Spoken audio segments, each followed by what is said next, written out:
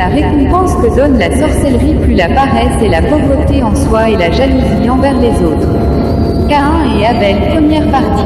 Avant de commencer, retenons que Adam n'était pas la première créature de la race humaine sur cette terre, car pendant sa création en chair humaine, il y avait d'autres races qui vivaient bien avant que lui sur la planète Terre.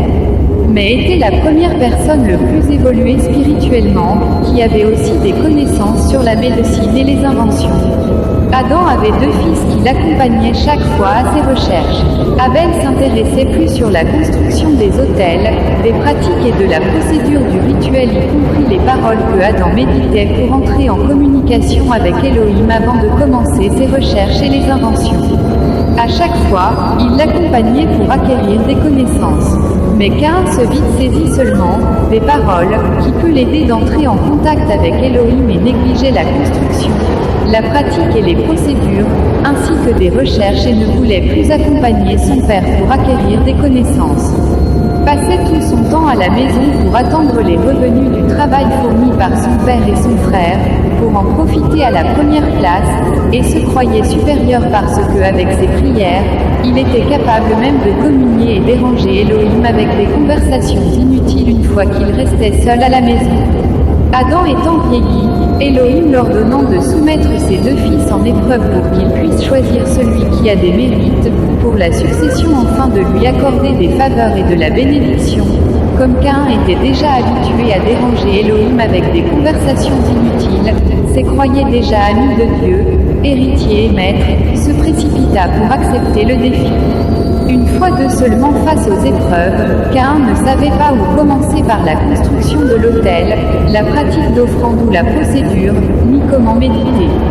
Au moment des tâtonnements, après plusieurs heures, Abel a fini par bâtir l'autel, fut passé aux procédures et pratiques d'offrande, la canalisation du fumet et le sacrifice fut exaucé et agréé, ouvrant le lien de la communication télépathique entre lui et Elohim, qui le désigna le successeur de son père et lui donnant la couronne. Mécontent et jaloux, Caïn tua son frère et fuit dans le village le plus lointain de leur village, pour se marier à une autre fille qui avait aussi un père, mère et les grands-pères plus âgés que Adam son père, qui prouve que, lorsqu'Adam était vivant, il y avait d'autres races aussi plus vieillies que lui sur la terre. Et c'est par là que fut l'apparition de la sorcellerie et de la haine dans la race humaine, y compris la jalousie. Adam donna encore naissance à un autre fils sage, intelligent, et fort, qui résistait à la ruse et jalousie des méchants de l'époque, qui s'appelait Seth, pour prendre sa succession et la relève d'Abel. Premier fils paresseux, jaloux et sorcier Caïn.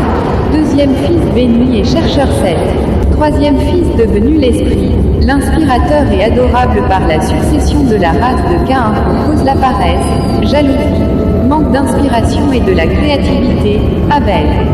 Quatrième, le Père qui est le formateur Adam, autrement appelé Adonai. Et cinquième est le peuple qui occupait la planète Terre avant la création d'Adam, où était réfugié Caïn.